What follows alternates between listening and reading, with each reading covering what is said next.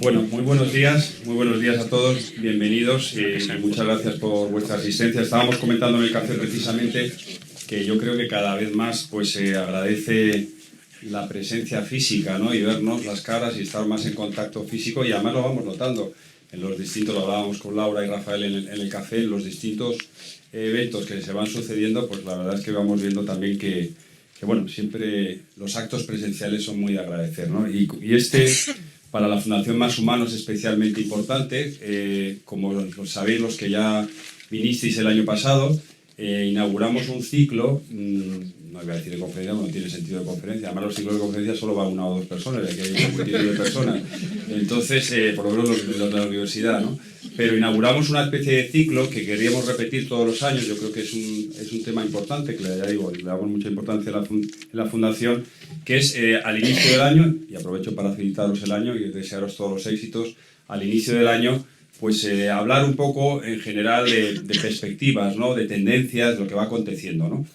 Y siempre contamos con la colaboración pues, de los patronos, ¿no? de la Fundación Más Humano, los que forman los miembros, que forman el patronato de lujo que tenemos en la Fundación Más Humano, que son precisamente los ponentes que van a intervenir en la mañana de hoy, en la sesión de hoy, ¿no?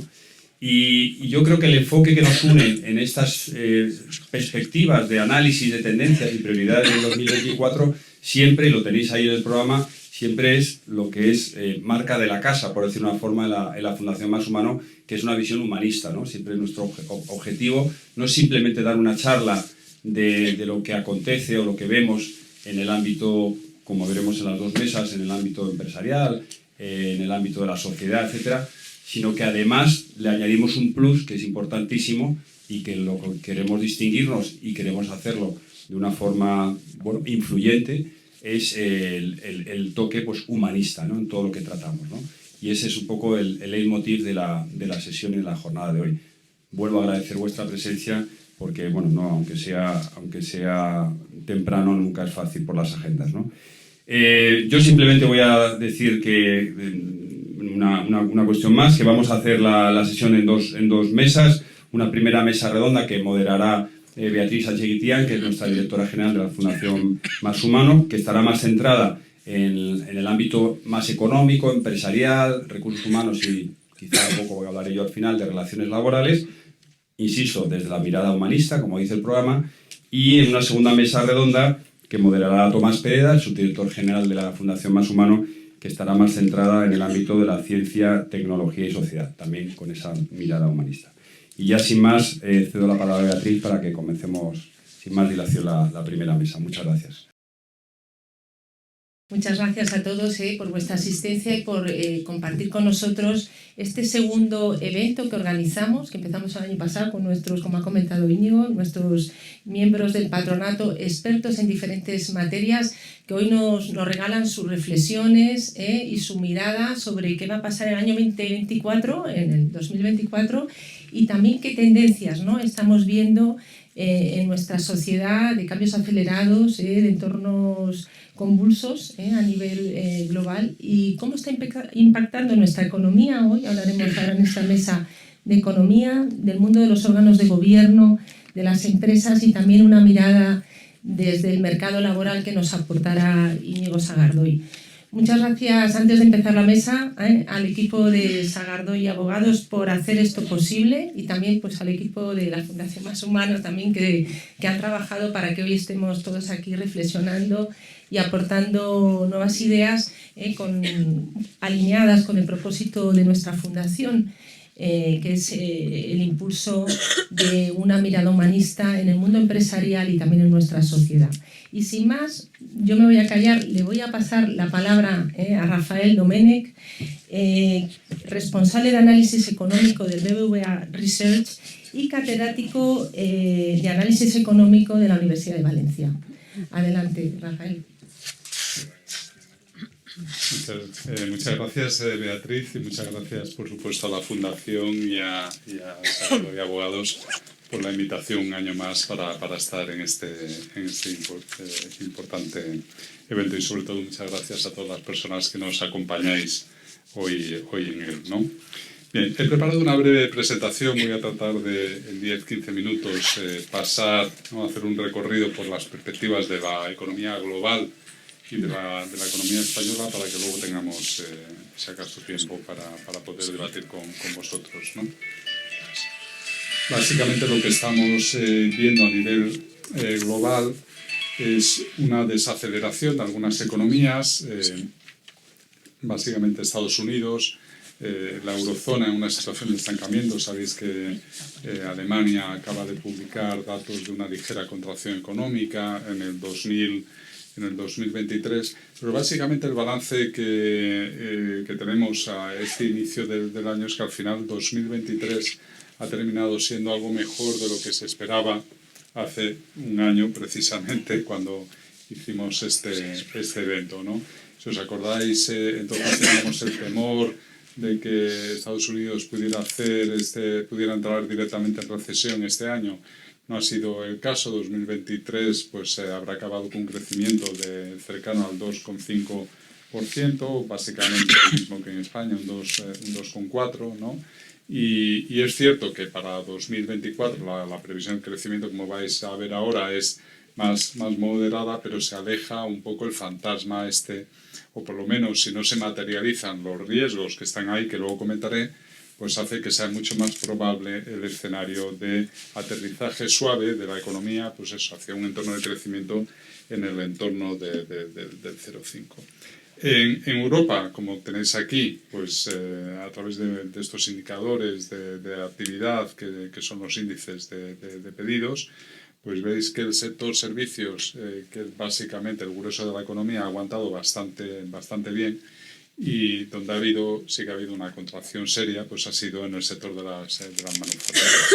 Pero en Europa tampoco, es decir, hay una situación de estancamiento, pero tampoco una recesión clara, con los temores que había ante la crisis energética tras la invasión de Ucrania por parte de Rusia, ¿no? Y en China también estamos viendo una desaceleración, es cierto que con bastante volatilidad en el crecimiento trimestral, pero al final pues la economía va a crecer ligeramente por encima del 5% en 2023, y para el año que viene pues esperamos un crecimiento cercano al 4%, ¿no? Por lo tanto, tenemos este balance, ¿no?, de desaceleración y un crecimiento mundial en el que esta desaceleración de estas economías tan importantes como es China y Estados Unidos se ve compensado por el crecimiento de algunos otros países emergentes, y al final lo que tenemos es un 2024 creciendo la economía mundial un 3%, a una tasa similar a la del año pasado, ¿no? Luego, lo que está sorprendiendo positivamente es la rapidez con la que la inflación está cediendo, más rápidamente de lo previsto.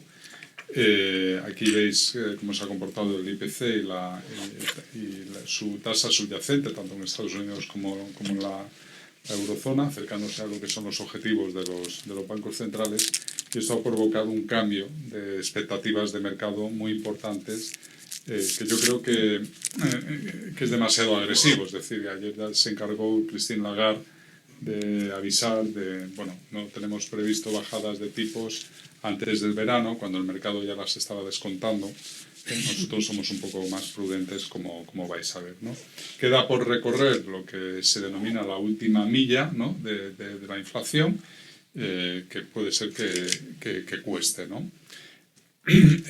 ¿A qué se debe, ¿no?, este buen comportamiento de la inflación?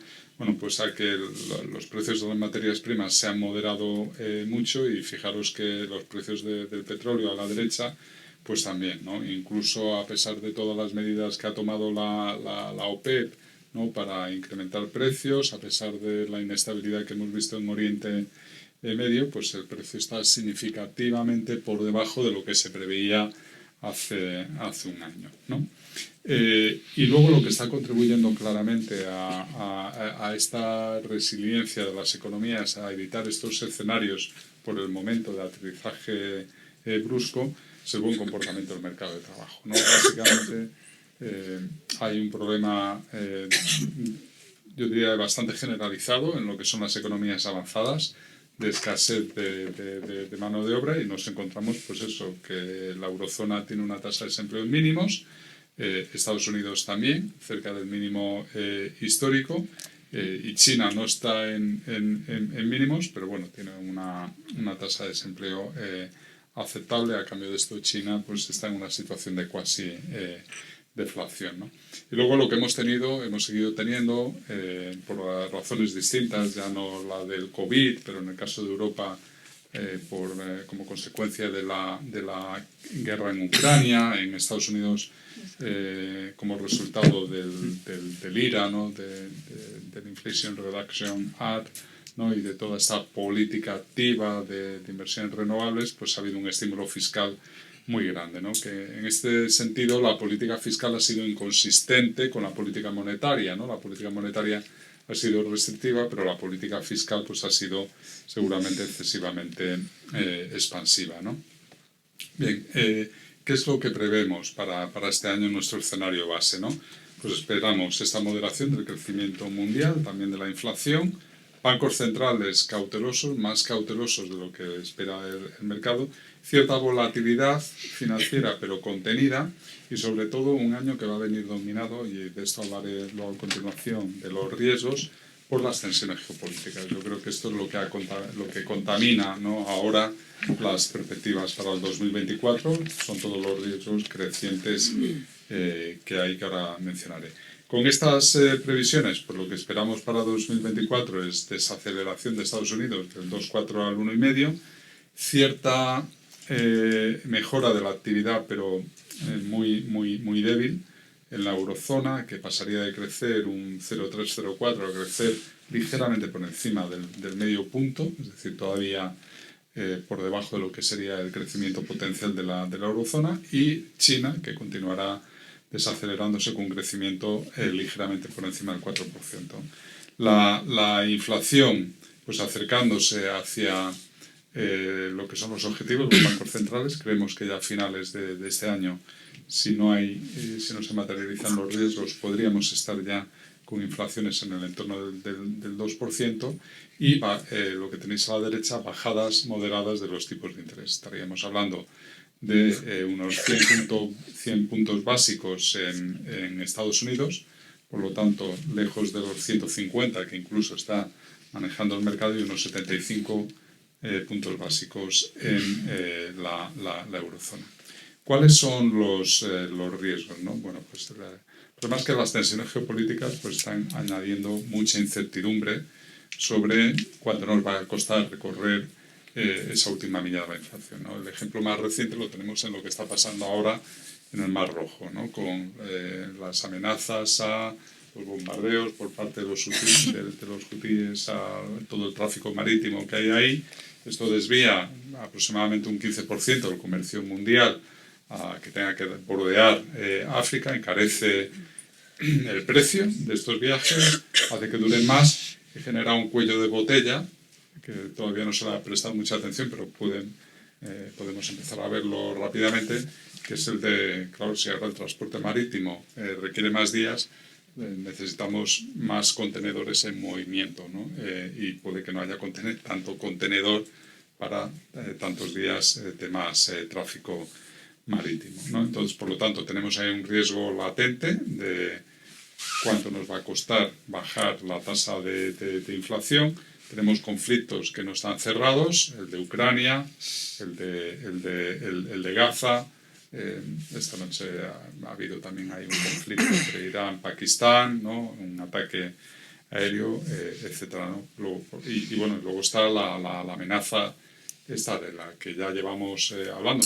A mí un poco me recuerda lo mismo, o sea, si os acordáis, en el año 2014, cuando Rusia invade Crimea, empezamos a hablar del riesgo que habría de que la invasión se generalizara.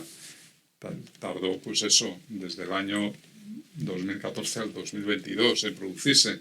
Ahora tenemos un conflicto latente, parecido, que está igual, ¿no? Los resultados de las últimas elecciones. Entonces la cuestión es si ese riesgo se materializará, cuando puede tardar años, pero está ahí, ¿no? Claro, todo esto, como veíamos antes, con unos tipos de interés que todavía el próximo año van a estar por encima de lo que son niveles que denominaríamos normales o neutrales, ¿no? Y por lo tanto, aunque los tipos de interés estén cayendo, todavía se encuentran en una zona elevada, pues hay empresas, hay sectores que pueden enfrentarse a dificultades, ¿no? Ante esos tipos de interés. Esto puede generar volatilidad financiera, etcétera. Tenemos un problema también en Europa que está ahí latente, que ha estado dormido durante todo este tiempo, que es el del ajuste fiscal. Se han aprobado unas reglas recientemente. Ahora tenemos que negociar las sendas de ajuste fiscal durante un periodo de 4 a 7 años y, como vais a ver, pues hay países que van a tener que hacer un esfuerzo considerable. También nosotros, España, y por lo tanto hay un escenario de riesgo, no es el escenario base, pero sí es un escenario de riesgo de que pueda haber algún tipo de inestabilidad en el mercado de deuda soberana, ¿no? Aumento de primas en algún país, contagios, etcétera, ¿no? No, si acaso luego comentamos algo más para España. Paso a la segunda parte de la presentación para ir cerrando mi intervención. Fijaros, el año pasado tuvimos, creemos que, bueno, lo conoceremos ahora a final de mes, que la economía habrá cerrado con un crecimiento del 2,4, y para este año prevemos un crecimiento del 1,5. Este 2,4 en comparación al 0,4 de la eurozona, pues son 2 puntos más de crecimiento, ¿no? Y el 1,5 con respecto al 0,7 que esperamos para la eurozona es un crecimiento también mayor. Con todo, hay luces y sombras. No todo este crecimiento va a una mejora de la renta per cápita. Antes estaba comentando con Íñigo. Actualmente la población española, fundamentalmente como resultado de un fuerte boom migratorio, está creciendo a tasas por encima del 1,1%. Desde octubre del 2022 a octubre del 2023, la población residente ha aumentado en casi 600.000 personas, de los cuales 580.000 son extranjeros. Bienvenidos, porque los necesitamos para lo que comentaré ahora, algunos de los problemas que tenemos, pero claro, o sea, si la población está creciendo a tasas por encima del 1%, 1,1, 1,2, pues eso significa que la renta per cápita está creciendo a la mitad de lo que crece el Producto Interior Bruto, ¿no? Lo digo para poner esto en contexto, ¿no? España no ha escapado de la desaceleración de la eurozona. Lo que pasa es que sí que es cierto que hemos empezado a ver unos datos, sobre todo en el cuarto trimestre y en el arranque de este año, que apuntan a cierta aceleración de la actividad contenida, pero a cierta mejoría, ¿no?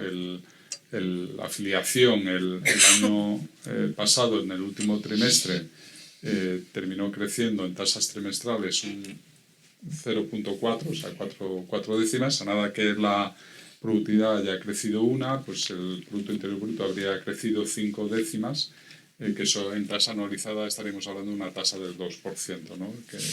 Que sería cierta aceleración ya con respecto a las tasas que tenéis aquí del 0,3% que vimos en el tercer trimestre.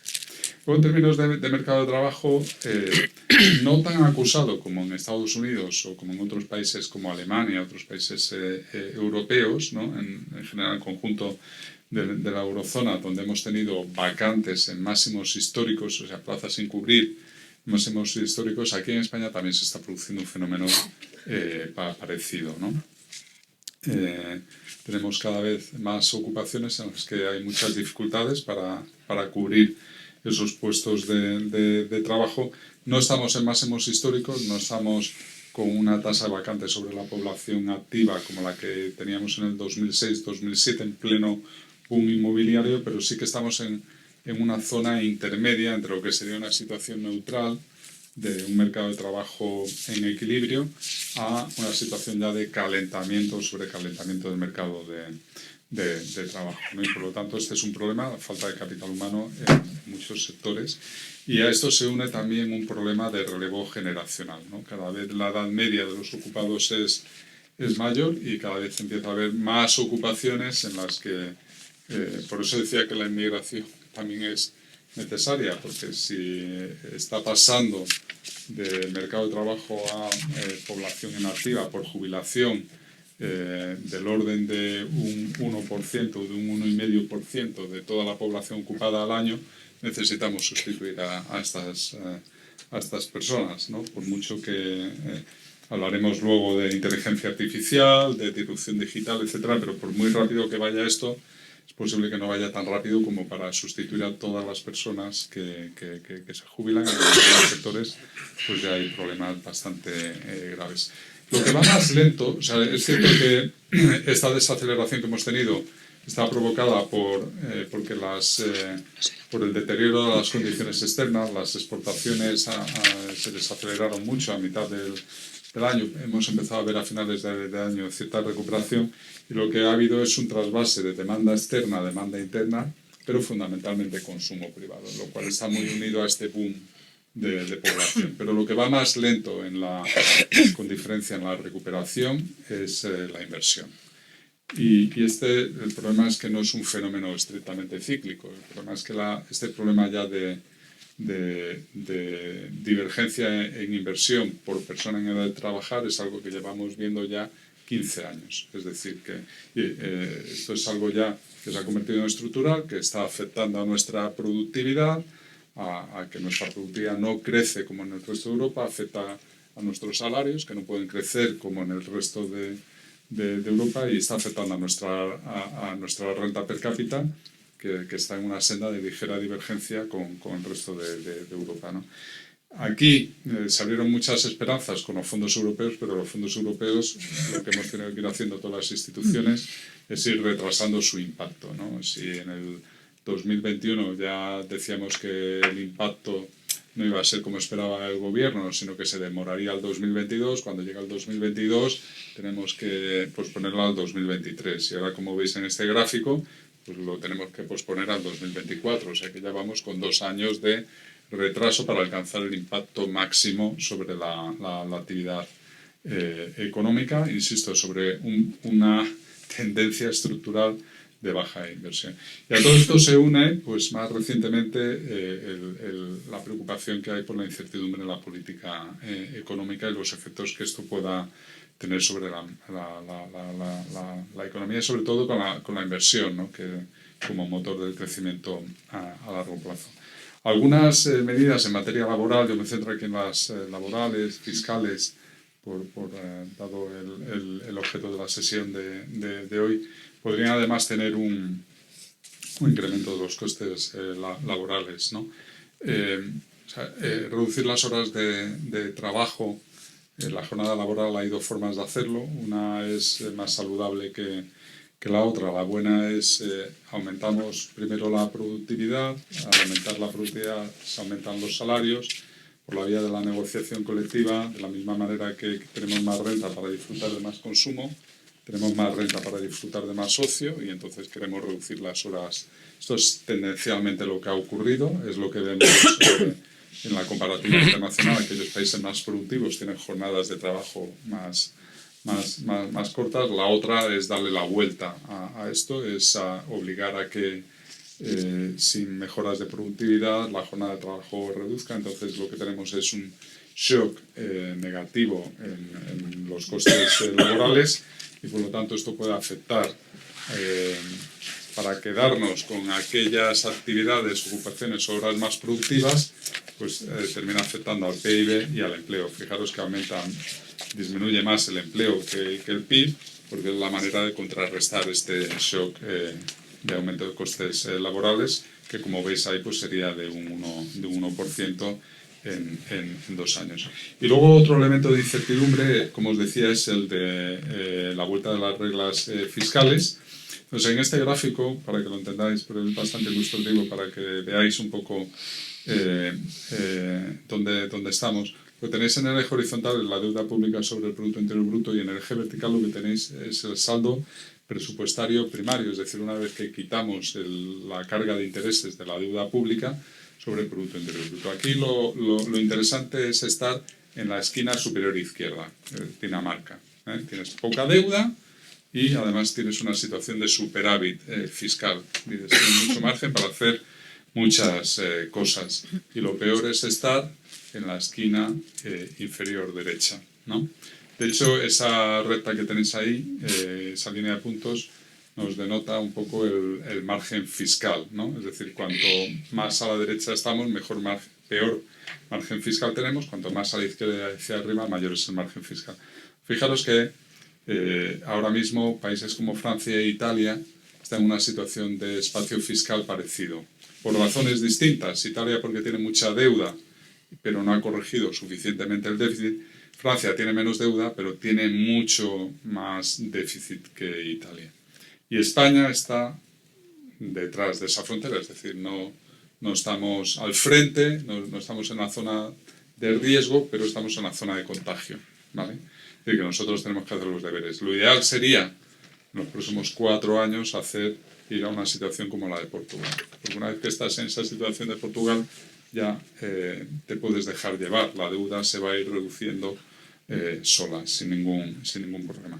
Entonces, ¿de qué estamos hablando? Para que os hagáis una idea. Aproximadamente, redondeando, el déficit estructural de la economía española se situará en el entorno del 4% del Producto Interior Bruto. Las nuevas reglas fijan que para estar en una zona de confort los países tienen que tener un déficit a medio plazo del 1,5%. Es decir, que nosotros en un periodo de 4 a 7 años, dependiendo de los compromisos que adquiramos, tenemos que reducir básicamente nuestro déficit fiscal de carácter estructural, no de manera cíclica, en 2,5 puntos, ¿vale? Es decir, que estamos, si fueran 5 años es muy fácil, 2,5 puntos en 5 años pues son medio punto al año. Esto exige un esfuerzo fiscal muy grande. Lo mejor sería hacerlo con reformas estructurales que bajaran el desempleo estructural, aumentaran nuestra productividad, aumentaran las bases fiscales y esto nos diera pues, ese medio punto de consolidación fiscal al año. La segunda mejor es utilizar mejor todos los recursos públicos para aumentar la eficiencia, y si no nos queda ninguna otra alternativa, pues tendremos que aumentar la presión fiscal, pero claro, eso es mucho más doloroso y tiene efectos internos. Y por último, con esto acabo, es mencionar esto, lo que os estaba diciendo, ¿no? El boom que estamos teniendo de población extranjera o de población extranjera que ya ha adquirido nacionalidad española en el mercado de trabajo. Los últimos datos son incluso más positivos, ¿no? Una contribución mayor, ¿no? Por lo tanto, yo me quedo aquí en estos 2 objetivos, ¿no? Necesidad de impulsar la inversión para mejorar nuestra productividad, para mejorar nuestro crecimiento económico, para retomar la senda de convergencia con el resto de países europeos, y el tema de la consolidación fiscal, ¿no? que tenemos por delante. Muchas gracias. Bueno, pues muchísimas gracias.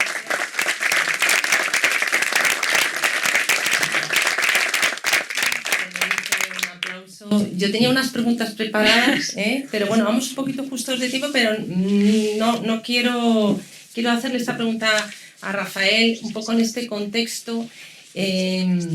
Nosotros en Fundación Más Humano trabajamos principalmente para ayudar a los colectivos de los profesionales senior, las mujeres, los jóvenes. Es verdad que cada vez tenemos un mayor porcentaje de población inmigrante en estos colectivos a los que ayudamos.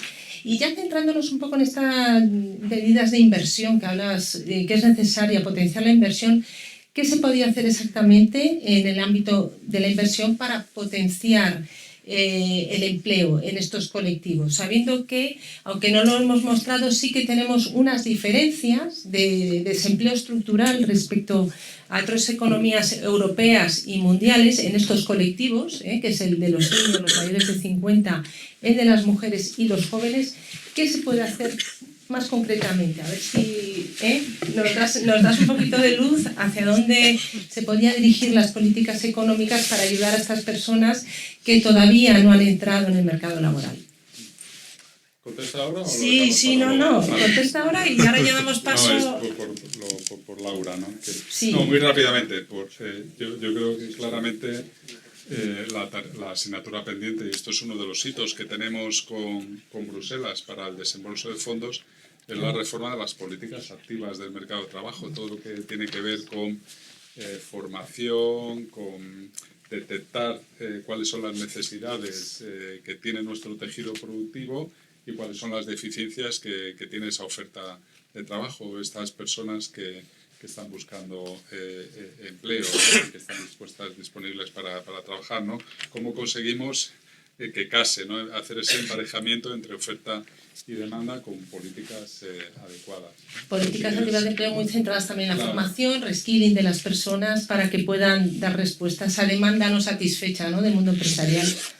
Bueno, pues con esto entramos ahora en el mundo empresarial, la mirada más de los órganos de gobierno y la mirada más laboral, y le voy a ceder la palabra a Laura González Modero, presidente de APD y consejera independiente del Banco de Sabadell, Viscofan y Acerinox. Adelante, Laura.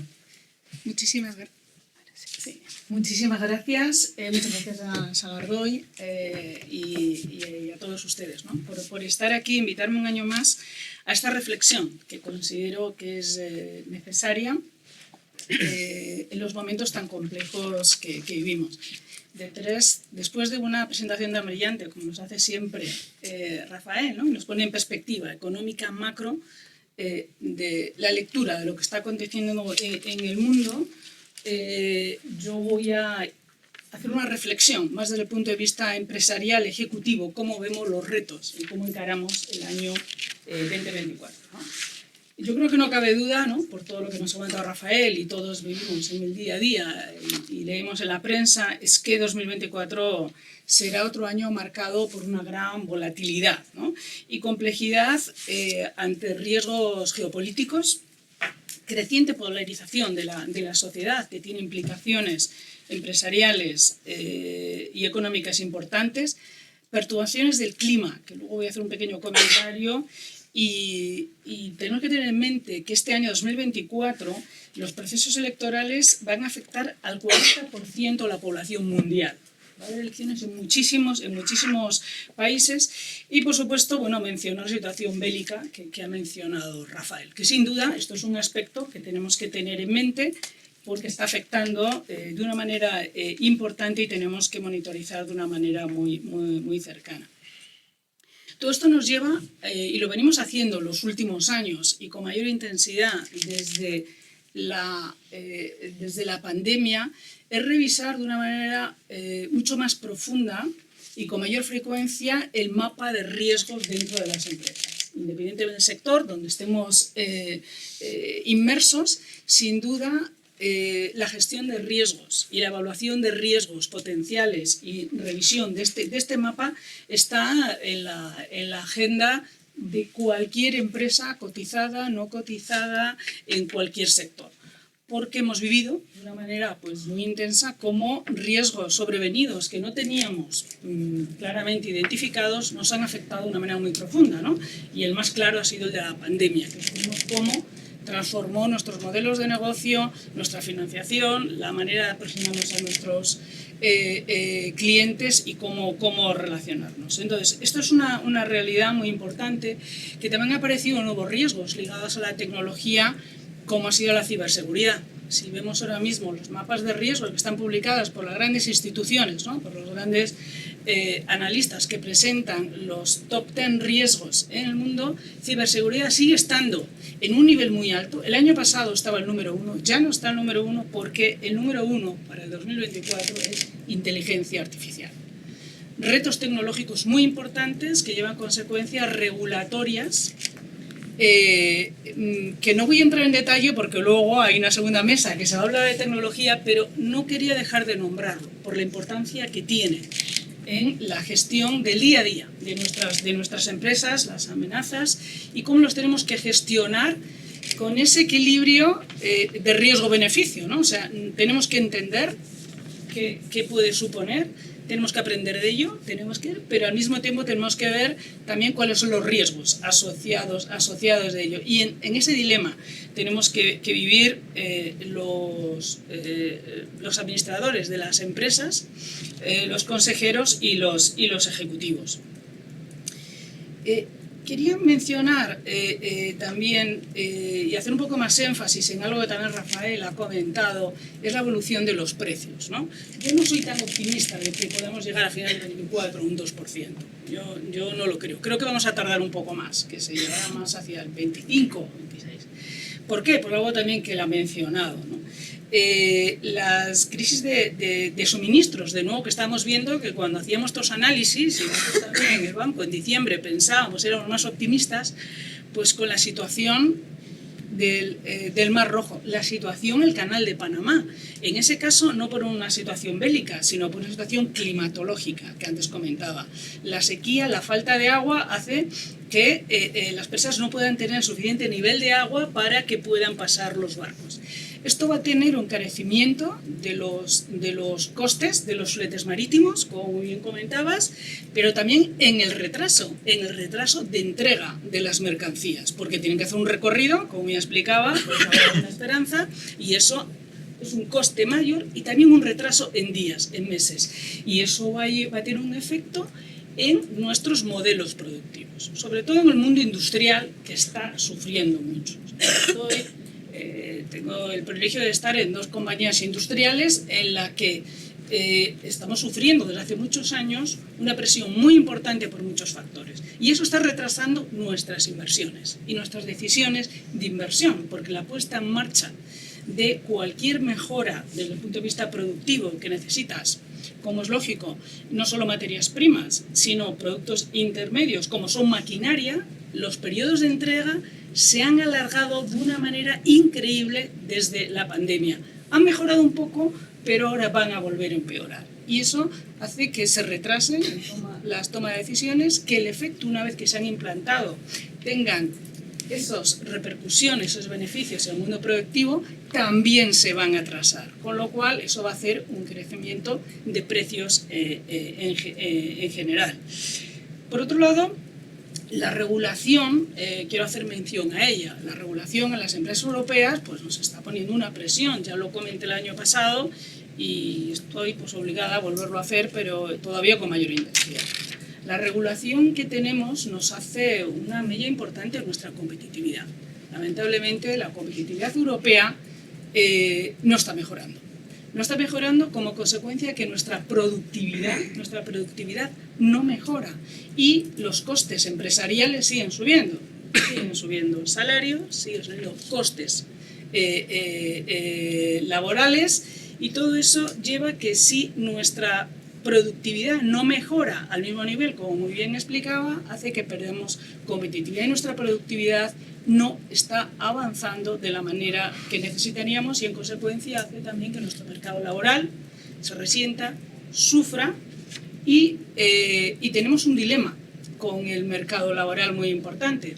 Han llegado 600.000 o 500.000 inmigrantes, pero no con la cualificación que necesitamos para poder cubrir los puestos de trabajo, con lo que hay un espacio para la cualificación, que muy bien Beatriz comentaba, para realmente conseguir tener la mano de obra necesaria y con la capacitación suficiente para afrontar esas vacantes que se comentaban, que no estamos en una situación tan extrema como Estados Unidos, pero Europa también la está sufriendo. Y esto ligado con otro factor que quiero poner sobre la mesa, que es la fuga del talento joven. Muchísimo talento joven muy bien cualificado, en el que hemos invertido la formación no solo nosotros los padres, sino también el Estado, en formarles maravillosamente bien y buscan oportunidades profesionales fuera de España, porque las condiciones laborales y oportunidades de desarrollo profesional son mucho mayores. Creo que tenemos grandes retos. El retraso en el despliegue de los fondos Next Generation, el retraso de las reformas necesarias para agilizar nuestra economía, nuestros modelos de negocio, está suponiendo un lastre muy, muy importante. Llevamos esquivando una recesión y unos crecimientos razonables, pero tenemos que ser conscientes también que es gracias principalmente al sector turístico. El sector turístico está tirando de una manera muy positiva y eso es un gran factor a cuidar, a desarrollar, porque sigue siendo una fuente de ingresos y de generación de puestos de trabajo, riqueza importante. Pero hay otros sectores que están sufriendo mucho. Como presidenta de APD, en la que somos 3.200 empresas asociadas a esta asociación para el progreso de la dirección, vemos pues, que realmente la visión, la tensión y la problemática que están teniendo los diferentes sectores económicos son muy, muy diferentes. Y hay sectores que están sufriendo muchísimo, con grandes retos que está obligando a una transformación del modelo de negocio, y ahí la financiación y el papel de los bancos es muy importante para ayudar a esa transformación y poder conseguir los recursos necesarios para poder competir en este nuevo entorno en que la regulación no es un factor que nos está ayudando, sino que nos está compitiendo, ¿no? Y un poco ahí el esfuerzo que estamos haciendo, y estoy convencida que sus compañías también, es cómo podemos influenciar en Europa, la Unión Europea, de cuáles son las claves que necesitamos los sectores para poder competir en un mundo cada vez más polarizado, en el que dependemos de materia prima y componentes, los microchips que hemos venido hablando, y ahora con las recientes elecciones en Taiwán veremos cuáles son las consecuencias y eso cómo puede afectar a la tecnología y a todas nuestras empresas. Tenemos un montón de retos que tenemos que afrontar. Creo que en Europa nos falta un proyecto muy sólido económico, un modelo de futuro en el que podamos competir en este mundo polarizado y que podamos tener realmente el poder competir con solvencia. El incremento continuo de los derechos de CO2 a las empresas industriales nos está suponiendo un esfuerzo titánico para poder tener unos márgenes que sean razonables.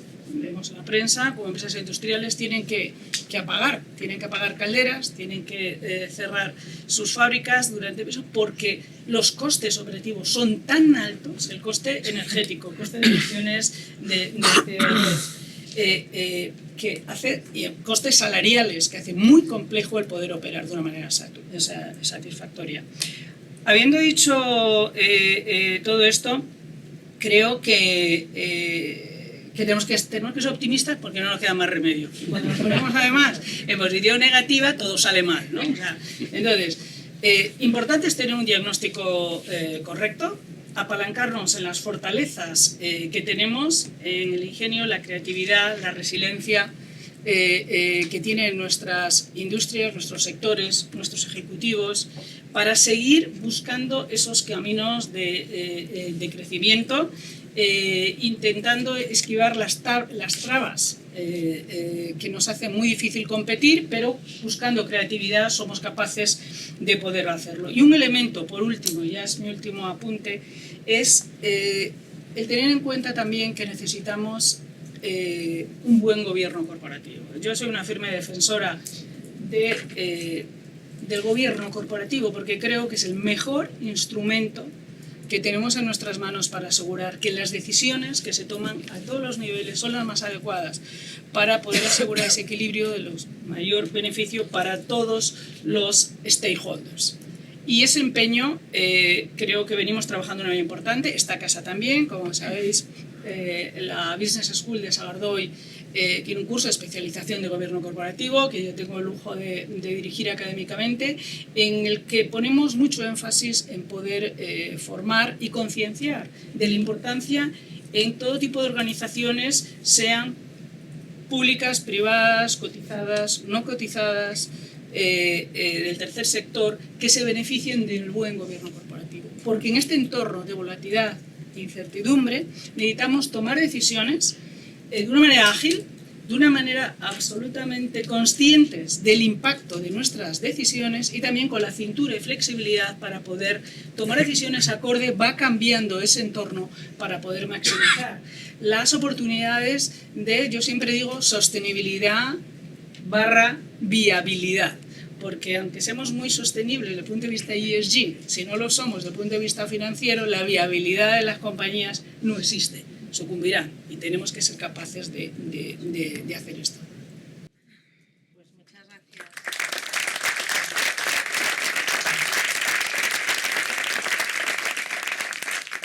Laura, por esa mirada desde los órganos de gobierno y contando un poco esa presión que se vive en el mundo empresarial, ¿no? Que también has comentado los temas medioambientales para el sector industrial, cómo están suponiendo un sobrecoste. ¿Tú cómo ves en este contexto incierto que hemos visto y con ese mapa de riesgos continuamente actualizado, cómo ves que están evolucionando los temas ESG, ESG y en especial el tema social desde el órgano de gobierno? Yo creo que, bueno, tú estás en órganos de gobierno donde hay una alta formación y sensibilidad, ¿no? Sobre todo de la parte de consejeros independientes, ¿no? Que igual tienen ese rol más de cuidar a todos los stakeholders, bueno, también el resto, ¿no? También los dominicales, ¿no? Pero ¿cómo ves esa sensibilidad para incluir los temas sociales y ambientales en este contexto complejo? Igual también que viene de Estados Unidos, igual una tendencia no tan positiva en estos ámbitos. Yo creo que, por un lado, decía, tenemos las directivas europeas que nos obligan, y este año ya, el 2024, tenemos que formular nuestras cuentas y el informe de información financiera con taxonomía, que supone un esfuerzo brutal de todas las compañías para poder afrontar. Para las grandes compañías que tienen pues, un back office importante y tienen recursos para poder tener el soporte de grandes firmas externas que nos ayudan a poner en marcha absolutamente todos estos informes que suponen un esfuerzo y ha hecho que el propio Consejo tengamos que dedicar mucho tiempo de calidad.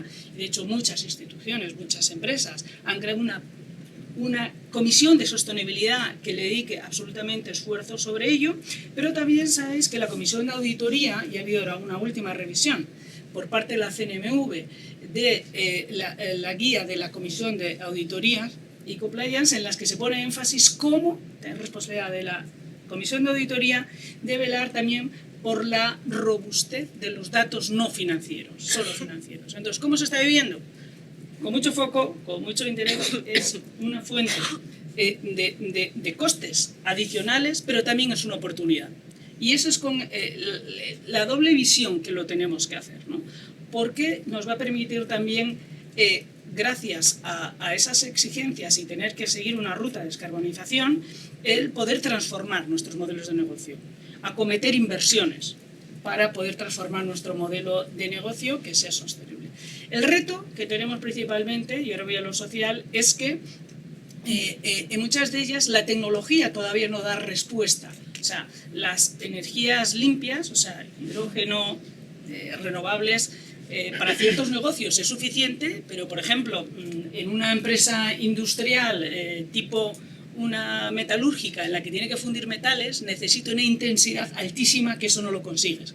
Con lo cual, necesitamos que la tecnología vaya evolucionando de un tiempo mayor para poder conseguir que podamos en esa transición, que yo creo que nadie se cuestiona al fin, lo que nos cuestionamos es el tiempo necesario y tener la tecnología necesaria para poderlo hacer.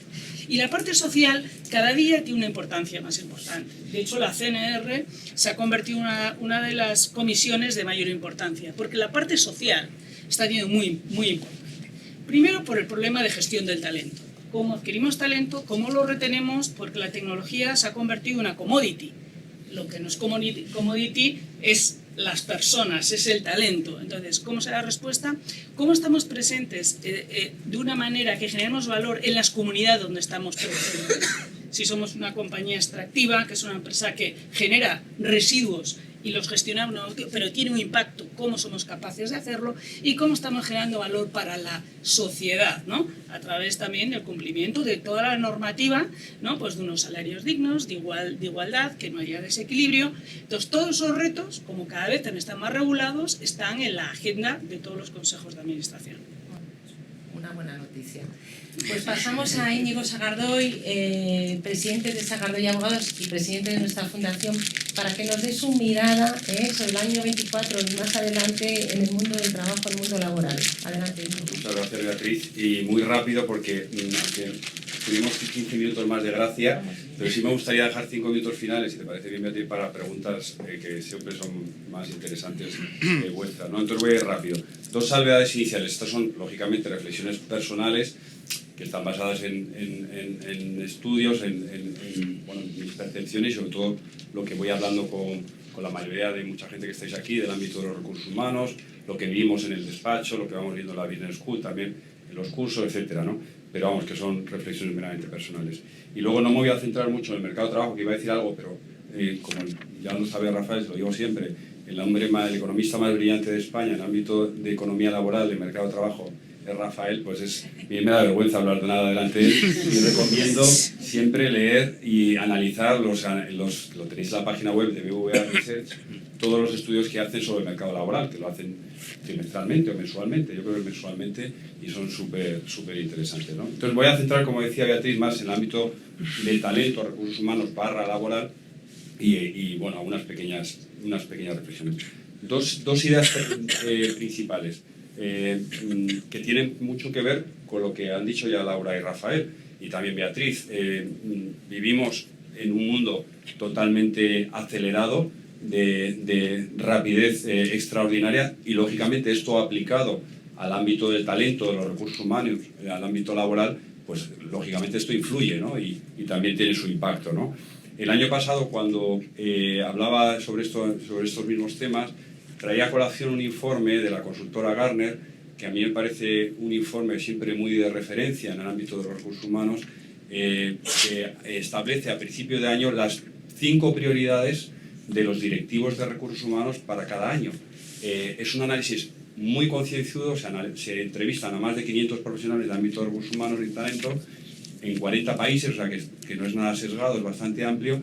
Y el año pasado comentábamos que había 5 prioridades para que veamos cómo esta aceleración, la que hacía alusión Rafael y Laura, esta aceleración también tiene impacto en recursos humanos. Vemos como de un año a otro también esas prioridades también cambian, y solamente en un año, ¿no? En el año 2023 hablábamos que las prioridades eran el liderazgo, la ejecución y la transformación, la experiencia de empleado, un tema que bueno, sigue estando encima de la mesa, la contratación, la forma de contratación y el futuro del trabajo, y los comentábamos el año pasado aquí.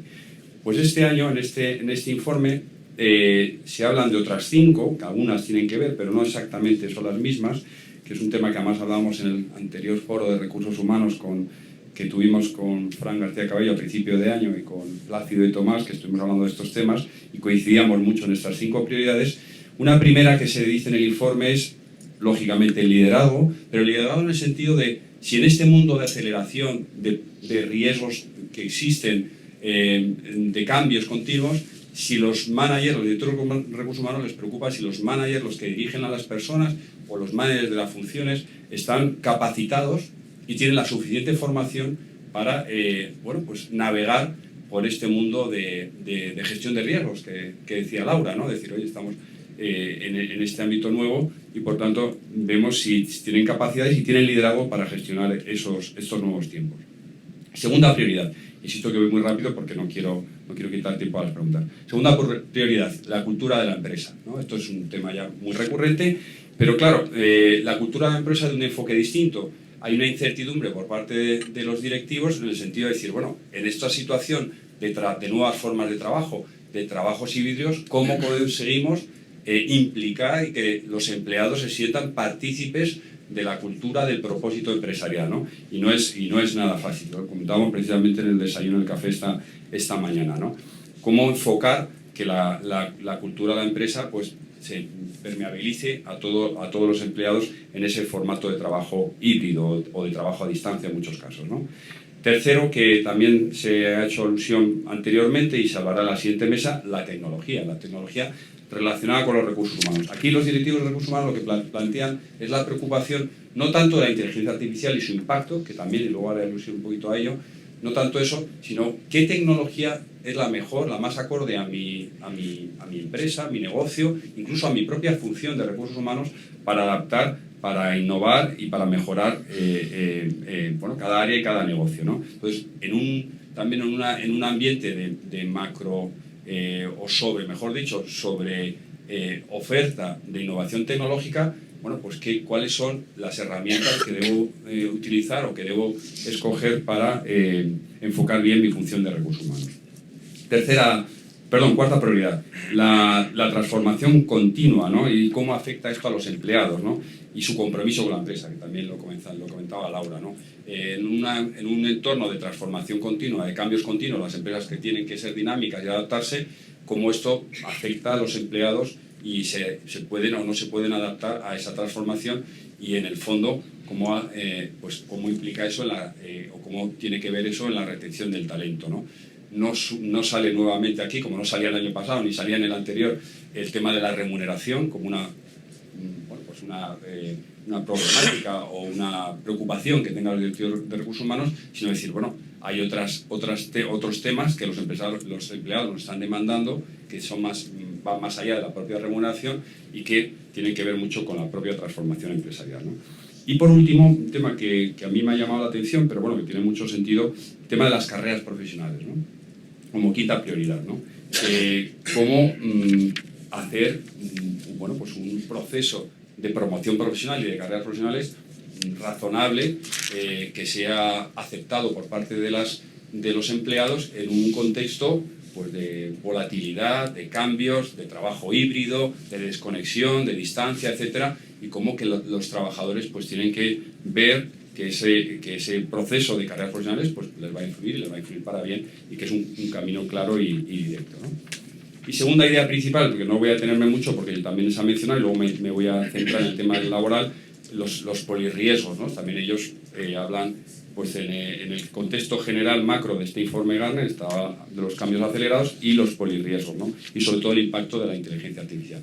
Y aquí los 4 últimos informes que yo por lo menos he visto, y esto sabrá más Rafael, del año 2023, uno de McKinsey, del World Economic Forum, de Goldman Sachs y de la OIT, los 4, curiosamente, van en la misma dirección de cierto optimismo. Luego me imagino que se comentará en la siguiente mesa, pero de cierto optimismo que el impacto de la inteligencia artificial en el ámbito de las empresas, de los recursos humanos, lógicamente va a tener un gran impacto, pero más bien como de un punto de vista más de complemento, de aumento de la productividad, de ayuda, más que de pura sustitución, ¿no? Y esto me gustaría también luego saber la opinión de Rafael.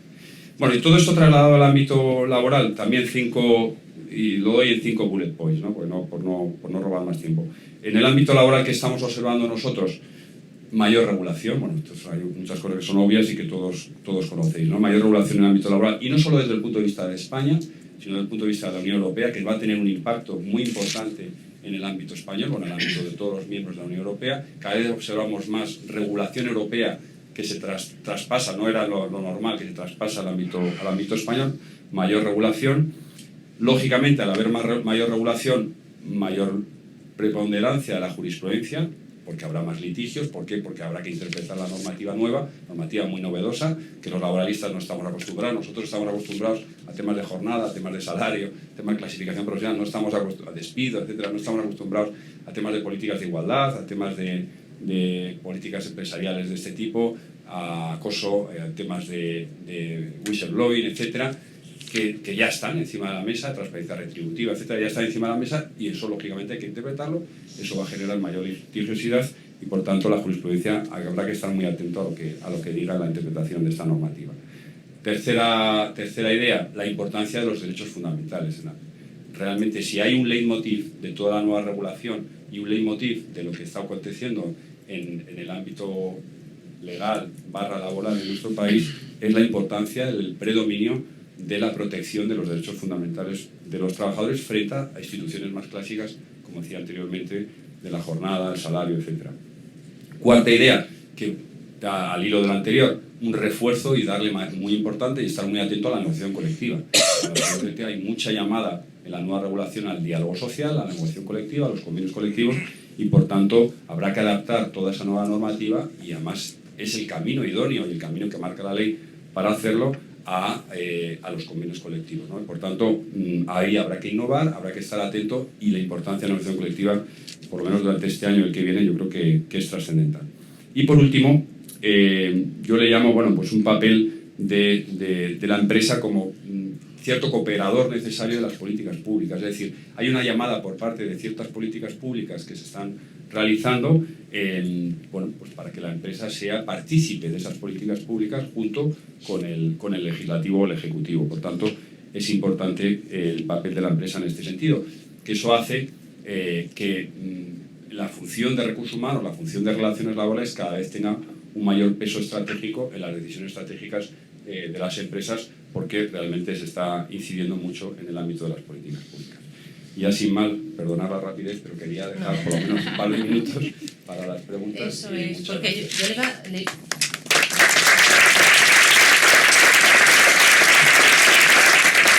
le iba a preguntar a Íñigo qué se puede hacer, pero yo creo que nos ha dado ya temas de refuerzo de la negociación colectiva, cooperación empresarial también en estos marcos legislativos, por lo que vamos a dar la oportunidad a alguien del público que se anime a hacer alguna pregunta a algún ponente de esta mesa. Perfecto, adelante. Hola, mi nombre es Luis de Enrique, soy de la firma Camelot. Camelot, en colaboración con la firma E-Punto, trabaja algo que se ha comentado, creo que transversalmente por todos los participantes, que son las nuevas formas de trabajo. Pero nuevas formas de trabajo no he entendido única y exclusivamente como el teletrabajo o el estar conectado a Teams, sino como nuevas formas de engagement, de contratación, de entrega de resultados. Adquieren varios nombres, puede ser desde el interim management, el nomad, el shadow manager. Parece que eso, en otros países de Europa, donde se han mostrado algunas cifras más esperanzadoras, ha tenido tracción y ha calado. En España parece que cuesta que las empresas asuman esas nuevas formas de trabajo. ¿Cuál es la opinión de la mesa, dado que tiene una visión tanto de la legislación como del funcionamiento de las empresas, tanto a nivel de gestión como a nivel de gobernanza? ¿Por qué creen que en España todavía cuesta que las empresas asuman estas nuevas formas de trabajo? Gracias. Muchas gracias, además, por la exposición a los tres. Bueno, yo me atrevería a decir rápidamente que ese tipo de formas de trabajo, que yo creo que son muy interesantes y, como bien dices, funcionan en otros países, hay una cierta resistencia bueno, al cambio, ¿no? Y yo creo que tenemos que hacer una transformación, una apertura de mente de los ejecutivos. Yo creo que desde el punto de vista del Consejo de Administración y los accionistas, cualquier fórmula que se pueda presentar, que pueda ser eficiente sin poner en riesgo también los equilibrios, ¿no?, y la paz social, pues bienvenidos, ¿no? Pero creo que muchas veces ese tipo de cosas a los ejecutivos nos da miedo, ¿no? Yo soy ejecutiva de 27 años, ¿no? y nos da un poco de miedo. Y yo por eso creo que es muy importante en este mundo de transformación acelerada la formación continuada. O sea, realmente esa capacitación de los mandos intermedios, de los grandes ejecutivos, para esa apertura de mente y abrir a nuevos modelos, que aunque nunca lo hayamos experimentado en el pasado, estemos abiertos a hacer pilotos, a ponerlo en marcha y poderlo hacer. Pero, como siempre, el cuello de botella somos las personas, ¿no? Y somos los ejecutivos que muchas veces, bueno, pues tardamos, igual que otras veces somos los pioneros que ponemos en marcha soluciones innovadoras, pues en este tipo de cosas yo me he encontrado más reticencia, aunque lo hemos empujado desde las comisiones de nombramientos y retribuciones, desde los órganos de gobierno, y mayor reticencia y prudencia y miedo desde el punto de vista ejecutivo. Muy bien, muchas gracias. ¿Alguien más? Pues yo creo que sin más vamos a darle paso a la siguiente mesa redonda. Una pregunta de 10 segundos para Rafael, que me interesa mucho su visión, porque habla de Estados Unidos, de China, de Europa, pero me gustaría saber en 10 segundos si puede ser, bueno, lo que quieras, pero vamos, sí, hay tiempo, vamos de bien, Latinoamérica, vamos bien. si realmente con los cambios políticos, ¿cómo veis un poco Latinoamérica, nada más? Pues es muy sencillo. Todo breve. Hay mucha heterogeneidad y depende del país. O sea, yo creo que no hay... o sea, yo te puedo dar un número de cuál es el crecimiento en América Latina, pero depende mucho de unos países a otros, ¿no? Estamos viendo cómo México está creciendo más de lo que se preveía y se puede beneficiar de todo de esta tendencia de nearshoring, de relocalización de las cadenas mundiales de producción que salen a lo mejor de China y se acercan más a Estados Unidos a través de de México, con inversiones de terceros países como Japón, por ejemplo, y otros en los que hay mucha volatilidad, incertidumbre sobre lo que puede pasar. Argentina, por políticas públicas, lo que está pasando en Ecuador, etcétera. Por lo tanto, hay mucha heterogeneidad. Yo lo resumiría en esos 10 segundos. Bueno, muy bien. Otro día nos cuenta Rafael por países, ¿no? Que habrá que analizar Latinoamérica, qué pasa con cada uno de los países para tener una visión más acertada de la zona. Entonces, sin más, le damos el paso a la siguiente mesa, que estará moderada por Tomás Pereda y versará sobre ciencia, tecnología y sociedad desde una mirada humanista.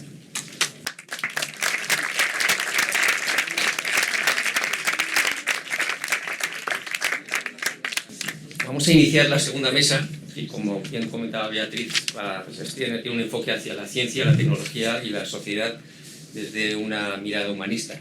Echamos de menos hoy a Carlos Barrabés porque, bueno, en esta época de gripes y de historias, pues hasta el último momento he intentado poder asistir, pero no le ha sido posible, con lo cual nuestra mesa durará un poquito menos, pero no por ello menos interesante, ¿no?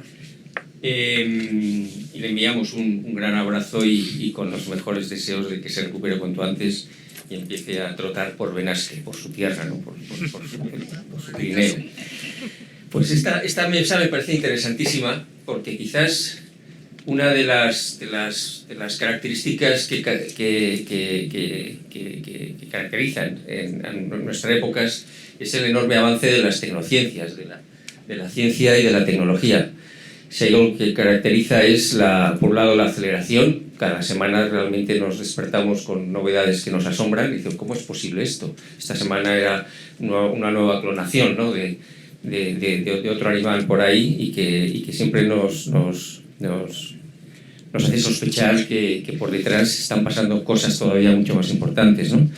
Y luego, sobre todo, su impacto en la sociedad y en las personas. Cada vez notamos que esa ciencia, esa tecnología que está avanzando a una velocidad tremenda, pues cada vez nos incumbe mucho más, casi siempre positivamente, pero necesita cierta reflexión. Y posiblemente somos conscientes también, y de hecho se habla mucho, que cuanto más tecnología, cuanto más ciencia, necesitamos esa mirada humanista. Decía Harari en una de sus obras, que como un observador muy interesante, ¿no? que la última revolución industrial generó 3 ideologías importantes, que fue el marxismo, fue el comunismo y fue el liberalismo. Han pasado 200 y pico años y estamos entrando en una nueva era y posiblemente los científicos y los tecnólogos están avanzando muy deprisa, pero posiblemente nos falta un relato humanista, un relato social para esta nueva era que estamos viviendo. Y no nos da tiempo. La verdad es que la ciencia y la tecnología avanzan a tanta rapidez que seguimos desde el asombro y no llegamos a construir ese nuevo relato que nos permita esa convivencia mundial para los próximos 200 años, para esta nueva era que estamos inaugurando, ¿no? Hace 48 horas, dentro del ámbito también de la Fundación Más Humano, teníamos una interesantísima conversación que ya os anticipamos con José Antonio Marina, de 1 hora y media. Fue agotador porque el amigo José Antonio Marina es muy intenso y un hombre joven, en donde hablamos mucho de tecnología, hablamos mucho de inteligencia artificial y abríamos esa conversación sobre cómo en este momento la tecnología, sobre todo, extiende nuestra realidad. Es decir, la tecnología de repente está extendiendo a espacios insospechados que no existían hace años y que para ello necesitamos una inteligencia extendida también, que sepamos manejar desde esa inteligencia natural el mundo que conocemos, pero también saber manejar esa nueva inteligencia, esa inteligencia artificial que viene a complementarnos y tendremos que aprender a gestionar esos 2 ámbitos. Frente a esa realidad extendida necesitamos esa realidad, esa inteligencia extendida. Y hablábamos también de lo importante que al final hablamos de humanismo, pero hablamos de humanismo porque tenemos que seguir persiguiendo una verdad que se nos escapa como el horizonte, ¿no? Y esa verdad, de alguna manera, es el resultado es la aspiración de intentar potenciar nuestro pensamiento crítico. Un pensamiento crítico que empieza siempre por un análisis del contexto. Si no entendemos el contexto, no podemos pensar bien, para decidir bien, para resolver los problemas de nuestro tiempo, ¿no? Y ayer en las reuniones de Davos del World Economic Forum, no sé si visteis uno de los titulares que decía que la desinformación es el riesgo mundial más grave para los 2 primeros años. O sea, en esos polirriesgos que comentaba Beatriz y comentaba Laura, comentaba Rafael, la desinformación que nos lleva a la polarización, que nos lleva a la radicalización y a decidir mal, es uno de los mayores riesgos para los próximos 2 años. Y eso tiene mucho que ver sobre cómo pensamos, eso tiene mucho que ver cómo intentamos perseguir esa verdad que siempre se nos escapa. Eso tiene mucho que ver con ese relato humanista que necesitamos seguir escribiendo y que necesitamos seguir construyendo, ¿no? Por eso, aunque suene muy repetitivo, nosotros siempre ponemos esa mirada humanista, ¿no? Pues para esta mesa contamos con la oportunidad de 2 miembros del patronato de la Fundación Más Humano. Siempre decimos que esta cita es sacar a los patronos a la calle, a que cada uno desde esa multidisciplinaridad y su expertise nos cuente cómo ven el mundo. Por eso tenemos a Ana Geli, presidente de MSD, uno de los mayores laboratorios farmacéuticos del mundo, con una investigación muy importante para que desde su visión, y luego tendremos también a Plácido Fajardo como fundador y director, socio director de Liderland, nos cuente su visión desde esta mirada humanista, desde la ciencia y desde la tecnología, desde su impacto en las personas. Ana, te cedo la palabra para que nos ilustres. Muchas gracias, muchas gracias. Bueno, lo primero que me gustaría decir es que ni soy científica, aunque llevo la presidencia de MSD, y trabajé 10 años en telecomunicaciones y tampoco soy tecnóloga, no soy ingeniera, soy economista, por lo cual, aunque voy a intentar daros toda la visión que veo por la parte de ciencia y tecnología, lo voy a hacer también desde este punto más comunicista y este punto más de la parte humana, que yo creo que hay un poco más de lo que quizás vemos. Otra cosa es que realmente le tenemos que llamar la atención para que suba de nivel y que se hable de ello y tenga esa relevancia, ¿no? Y luego también quiero decir que es un placer, porque hablar después de Laura, Íñigo y Rafael siempre no es lo más fácil, o sea que vamos a intentar aquí dar nuestro grano de arena alrededor del tema.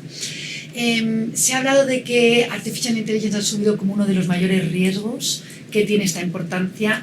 Realmente, ahora mismo, por ejemplo, vuestra reunión en Las Vegas, hace nada con este congreso, donde hay desde Estados Unidos también una fuerza importancia alrededor de lo que se quiere empujar, lo que significa.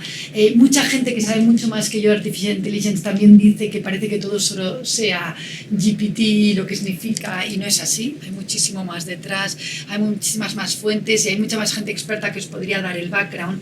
Pero a mí me gustaría concentrar como en 3 partes, ¿no? En la parte de ciencia, lo que yo me gustaría resaltar es que realmente la ciencia ha subido de relevancia, la pandemia ha ayudado, realmente la ha puesto en el centro del debate. Hay una necesidad extraordinaria porque hay que investigar y quizás ha logrado tener un hueco un poquito más relevante del que tenía antes, y es algo que es importante tener en cuenta. Yo creo que las empresas farmacéuticas, MSD es una, pero otra, no podemos estar invirtiendo más en esta parte, y por lo menos, para poner un ejemplo, MSD invierte el 25% de todos sus ingresos en investigación todos los años, y con ello cubre las 20 enfermedades más importantes que a día de hoy se están llevando a cabo, y hay en lugares que se están hecho muchos avances, como puede ser la parte oncológica, y hay partes donde todavía nos queda mucho, sea el Alzheimer o elementos a nivel mundial, no solo como compañía. Yo creo que esto es muy, muy importante. Voy a poner un ejemplo. Nosotros en España invertimos 100 millones en investigación clínica, y me gustaría mucho decir que deberíamos de estar orgullosos porque España es uno de los hubs más importantes y el que más invierte y más participación en ensayos clínicos con pacientes tiene de Europa. O sea que realmente a veces nos quedamos un poquito pequeños cuando España realmente es el número 1, aporta, se está invirtiendo, se están llevando a cabo, se están llevando muchos desarrollos. Voy a hacer un pequeño link al mercado laboral. Ojalá tuviéramos todavía más personas que nos ayudaran, porque en la parte de recruiting nos cuesta encontrar a todo el mundo, y esto es gente con talento, gente joven, con muchísimo desarrollo, que pueden hacer muchas cosas, y por desgracia, como decía Laura, se nos van, porque es que al final encuentran muchísimas oportunidades en muchos lugares cuando somos el hub. Aquí sí que creo que la colaboración pública-privada y la agencia ha hecho un trabajo extraordinario para generar un poco la regulación adecuada y correr en la nueva regulación que venía. Es verdad que estamos más regulados, es verdad que la regulación está llegando, pero sí que España ha reaccionado deprisa para intentar ayudar. La regulación no es fácil, pero por lo menos por una vez hemos actuado con rapidez y seguimos siendo bastante competitivos. Pero hay mucha regulación que nos está llevando a cabo. Entonces yo creo que en ciencia, y si luego tenéis alguna pregunta, creo que se está invirtiendo, creo que hay foco, creo que se está llevando a cabo, creo que la parte científica está dando muchísimas oportunidades, pero hay muchísimo por delante y hay muchísimo que hacer. Tenéis que tener en cuenta que como las dianas de investigación cada vez son más concretas, cada vez la investigación es más cara, por lo cual esa productividad que hemos nombrado en algún momento dado lo hace complejo. O sea, tenemos que llevar a cabo cómo hacemos cada uno de estos elementos, ¿no? Entonces, las inflexibilidades en algunos casos laborales, de contratos, de elementos, no ayudan. ¿Vale? En la parte tecnológica, a mí me gustaría decir que quizás lo que podemos aportar es una visión muy desde el punto de vista de la parte de producción. Voy a tener en cuenta esa parte ecológica, que nos pone muchos retos, pero que ayuda a que seamos con el cambio climático de la manera más relevante, pero tenemos que dar el ejemplo como en la parte de producción tenemos las mejores tecnologías utilizadas para producir de la forma más eficiente. Voy a poner dos ejemplos.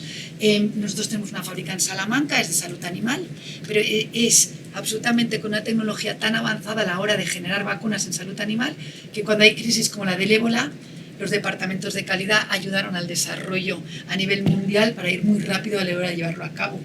Al igual que todas las plantas de producción, por ejemplo, la investigación a veces tiene éxito y a veces no. Nosotros no tuvimos éxito a la hora de hacer vacunas, a la hora de ir contra la pandemia del COVID, pero sí teníamos las capacidades de producción y con una tecnología extraordinaria, con Johnson & Johnson, nos unimos para producir. Entonces yo creo que colaboración, producción, basada en una tecnología avanzada, es la que tiene que ayudar a resolver los riesgos que se producen. Y creo que esto es absolutamente importante. Cada día más esa inteligencia hace que investiguemos de forma más rápida. La tecnología está ayudando a que dentro de ese coste, pues ahora lo que se hacía, y yo no soy la absoluta experta, pero coges una muestra, la analizas, das el ensayo clínico y das el resultado, ahora la inteligencia artificial te está ahorrando muchísimo tiempo para que realmente aciertes mucho más en dónde hacer esos ensayos clínicos. Y es una verdadera revolución y yo creo que da una oportunidad. Las nuevas tecnologías ayudan mucho también en todo lo que es, una vez se logra con la ciencia acertar, tener datos. ¿Qué pasa? Que estos datos están muy regulados. Ahora mismo hay una regulación fuertísima del espacio europeo de datos que realmente plantea dudas de, y no sé si conocéis o no, de los datos clínicos de las personas que pueden servir a dar avances, tiene que ser un opt-in o un opt-out. Hay un debate increíble. ¿Por qué? Porque se necesita un balance entre privacidad de los datos de las personas y el avance científico. ¿Dónde está ese equilibrio? Es difícil, pero por el otro lado, desde luego, desde el punto de vista tecnológico, científico y de avance, cuanto más datos se puedan acceder y más se puedan tener, mejor. Pero hay que respetar, ¿no? Y luego, por última parte, la sociedad.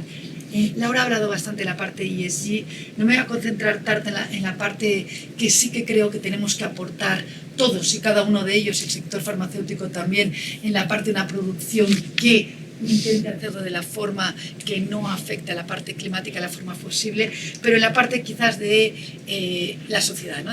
Porque yo creo que sí que aportamos mucho en la integridad, en el compliance, que está muy regulado, como otros sectores, el de energéticos, hay muchos más, pero en la parte de la sociedad me gustaría decir dos cosas. Yo no he visto tanto avance en la parte de lo que es diversidad, inclusión y equidad. Yo creo que aquí se están haciendo unos avances increíbles.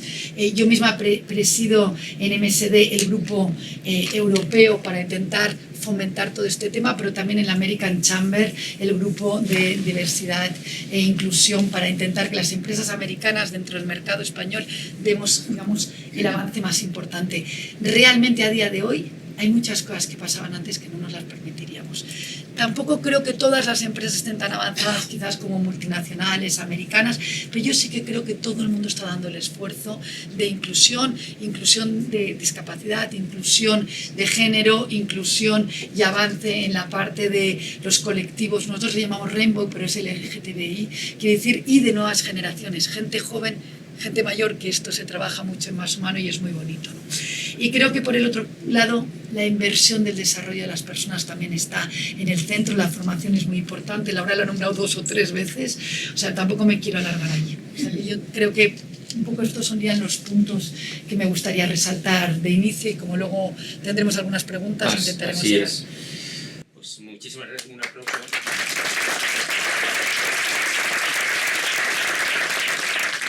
Una pregunta. Ayer no me dio tiempo de entrar en detalles, pero en alguna de las ponencias también en Davos alguien decía que estemos preparados para la siguiente emergencia sanitaria mundial, que llamaba el enfermedad X, y decía que iba a ser mucho peor todavía. Imagino que recordarás en plena pandemia que la industria farmacéutica adquirió el máximo protagonismo.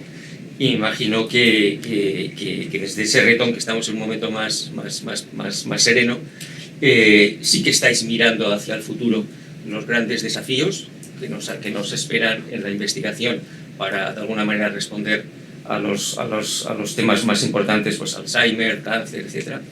Y luego, ¿cómo os estáis preparando para...? Dicen que vendrá otra siguiente crisis mundial sanitaria y ahí volveréis a subir, a ocupar toda la pantalla.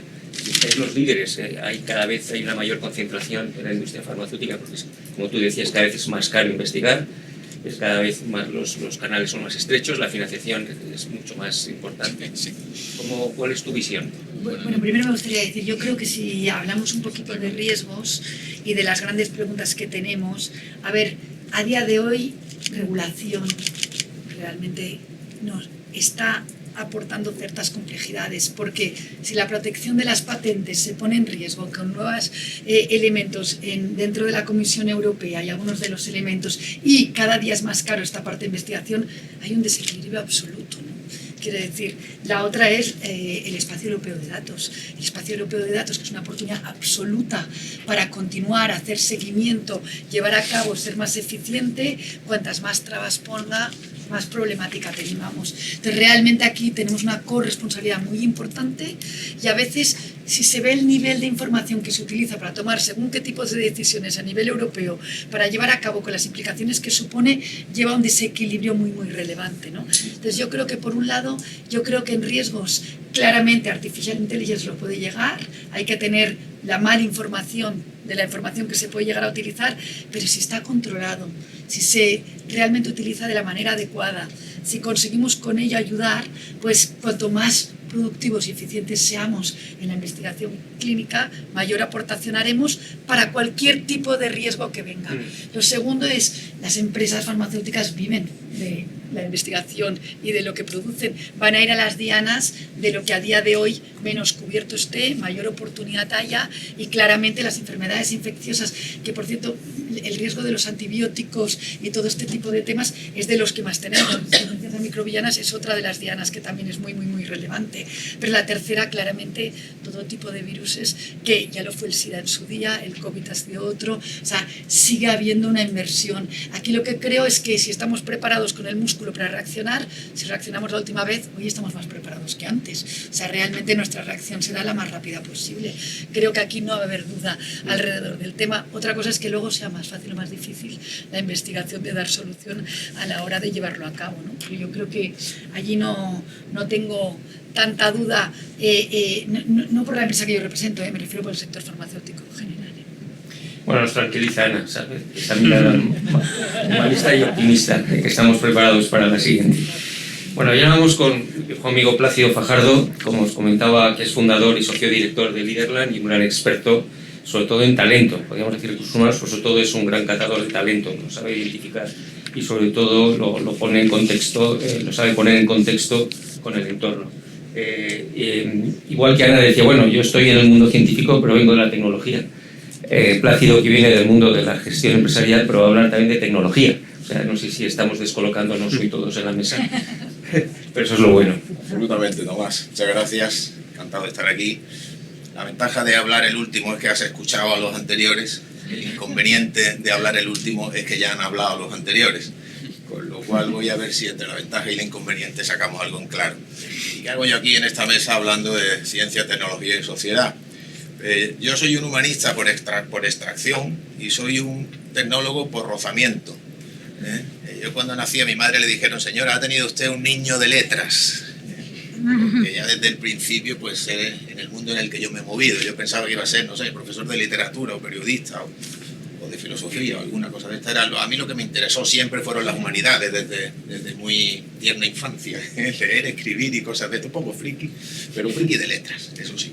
Pero luego el mundo me llevó por la tecnología, por mi carrera profesional. Empecé a dedicarme al derecho, que era una parte bastante lógica de las humanidades y que al mismo tiempo pues también coincidía bastante con mi vocación, y de ahí llegué al derecho laboral, y del derecho laboral me pasé al desarrollo, a los recursos humanos, al mundo del comportamiento humano en la organización, que es lo que más me ha interesado siempre, y ahora sobre todo al talento y el liderazgo, el desarrollo del liderazgo como el valor que hace que la balanza se termine inclinando hacia un lado o hacia otro. ¿Y por qué he estado siempre en el mundo tecnológico? Bueno, empecé en los primeros años de mi carrera, yo estuve en fábricas. A mí me encanta ir a una fábrica y escuchar el clink clink, porque eso lo tengo muy metido. 11 años estuve en diferentes fábricas y luego llegué a una fábrica de alta tecnología. Hubo un tiempo que en España se fabricaba microelectrónica. Hay gente que probablemente no lo sepa, pero una de las mejores fábricas europeas, incluso mundiales, de obleas y semiconductores, de microchips, la tuvo la multinacional ATT, la operadora de telefonía americana, que tenía una división de equipos, en donde yo llegué siendo un yogurín y me rodeé de ingenieros desde el primer momento. Tuve que saber cómo funcionaba la forma mentis del ingeniero, que es muy distinta de la forma mentis que podemos tener otros seres humanos, entre los que me encuentro, y tuve que empatizar con ellos, darles servicio, darles soporte, ayudarles y luego también ayudarles en sus carreras profesionales. Esto fue durante una serie de años en esta empresa. Luego me pasé a Telefónica, con lo cual he estado 15 años rodeado de ingenieros de telecomunicaciones, y sin embargo aquí estoy perfectamente incólume. He desarrollado unas capacidades que no me podía ni imaginar por contagio. Y he visto cómo la tecnología impactaba de una forma muy determinante en una de las cosas que estamos hablando aquí, en la Fundación Más Humano, justamente, ¿no? En qué pasa con la sociedad, con el empleo, con el mundo del trabajo. ¿Es la tecnología una amenaza, un facilitador? Claramente en la ciencia y en la medicina, bueno, es un facilitador y es una bendición. Nos va a hacer que vivamos muchos años. No sabemos si la vida se nos va a hacer muy larga o no, pero probablemente lo que tendremos es que poner alicientes para vivir muchos años. Uno de esos alicientes será tener que trabajar, no porque sea un castigo divino, sino porque es uno de los elementos motivacionales más importantes que tiene el ser humano, como todos los que estamos en esta sala sabemos. Y a partir de ahí, pues a partir de ese mundo tecnológico, que a mí me impactó, la verdad, porque estuve rodeado de gente que hablaba de unas cosas pues que eran bastante exclusivas en aquellos momentos, ¿no? Los años 90, la década de los 90 y del 2000, ocurrieron una serie de innovaciones que hoy la vemos con sonrojo casi, pero que fueron importantísimas, ¿no? Como el crecimiento de Internet, la banda ancha, la telefonía móvil, en fin, las cosas que hoy en día son parte de nuestra labor cotidiana y que en aquel momento, pues la verdad es que cambiaron el mundo de alguna forma, ¿no? Como hoy lo está cambiando la inteligencia artificial. Y ahí viví dos situaciones. Me parece que yo me dedico a profundizar en la experiencia ajena. Intento hacerlo con la mayor profundidad en el menor tiempo. Es parte de mi trabajo como headhunter ahora, después de haber decidido, después de esos 15 años casi 20 años como ejecutivo, llevo 15 en esto, tuve que empezar muy pronto, la verdad, ahora me estoy dando cuenta. Pues me dedico a ver las experiencias ajenas, pero la que tengo más cerca es la mía. Es de la que puedo hablar con mayor libertad y con mayor fidelidad, es de mi propia experiencia, ¿no? Y como digo, un momento de crecimiento enorme, que la tecnología fue un acelerador del empleo, cuando aquellas décadas de los 90 y del 2000 faltaban ingenieros por todas partes. Luego, una de las cosas que hacíamos en las centrales de conmutación digital, en Lucent Technology, pues era justamente vender centrales para que las operadoras de telefonía móvil pudieran desarrollar su red de una manera más rápida. Y luego, cuando llegué a Telefónica, con eso creamos muchísimo empleo. Cuando llegué a Telefónica, una de las cosas que nos dedicamos a hacer fue a cerrar las centrales de conmutación, porque ya las redes de nueva generación, los nodos IP, no hacían necesaria la conmutación digital. Con lo cual yo decía, pero vamos, que vamos a cerrar una central y a poner a 100 personas en el ERE, pero si esta central la hicimos en Tres Cantos hace 5 años, que yo estaba allí cuando metían las placas. Entonces, bueno, viví ese crecimiento y esa bajada en una evolución tecnológica en muy pocos años. Con lo cual he visto cómo la tecnología ha sido un acelerador, un facilitador y ha sido también una causa de reducción de plantilla muy importante. Yo tuve el honor, no sé si es el honor, la verdad, pero tuve la responsabilidad de firmar el mayor ERE de la historia de España, que fue el ERE 2003-2007, que salieron 1.900 personas de las 15.000 que podían haber salido en esos 5 años, ¿no? Con lo cual he visto muy bien, la mayor parte de las salidas fueron gracias o por culpa de la evolución tecnológica que luego nos permitió otras muchas cosas. Por tanto, lo del impacto de la tecnología en el empleo y en la sociedad, pues tiene una cara A y una cara B, y siempre la ha tenido, y ahora la está teniendo más. ¿Por qué? Por esto que en el año 55 dijeron que iba a ser la inteligencia artificial, cuando en aquel momento lo tachaban de locos, aquellos 4 que definieron ese concepto, que luego ha ido teniendo altibajos a lo largo de la historia. Y los últimos altis, por no hablar de los bajos, han sido en la década de 2010, tuvo un gran impacto, un gran avance, y sobre todo a partir de 2022 con la inteligencia artificial generativa. Que ahora ya hablamos de la inteligencia artificial general, que esa es la que nos tiene que dar más miedo, si es que esto nos da miedo, porque esa es la que viene a por nosotros. La generativa viene por una parte de nuestro cerebro, pero la general viene a por nosotros directamente. La de la famosa singularidad que tendría que ocurrir en el 2029, ahora le estamos pasando a 2045. Esperemos vivir para entonces con salud y con la curiosidad suficiente como para entenderla. Yo, la verdad es que con la inteligencia artificial tengo una sensación, esta mañana se lo decía a Laura, de acoso. Yo me siento cada vez como en un reducto más pequeño en el que voy viendo como algo que hemos creado gracias a la inteligencia natural nos invade y nos acosa y nos restringe una parte de lo que eran hasta hace poco atributos esencialmente humanos. Y ante eso, ¿cuál es la reacción que yo creo más inteligente, natural? Pues centrarse justamente en nuestros atributos como seres humanos. Y nuestros atributos son aquellos que permiten que tengamos la conexión entre los seres humanos de una forma que ninguna máquina puede hacer. Nunca nos va a liderar una máquina, probablemente nos va a mandar, pero nunca nos va a liderar, nunca nos va a inspirar, nunca nos va a emocionar.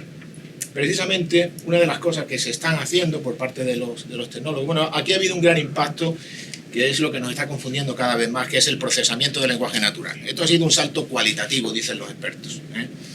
Ya lo fue el reconocimiento de imagen, ya lo fue el reconocimiento de iris, ahora mismo se están haciendo pruebas, gente que pasa un buen rato haciendo prácticas para que se le reconozca su iris, porque la tecnología probablemente lo va a hacer de una manera más pronto que tarde.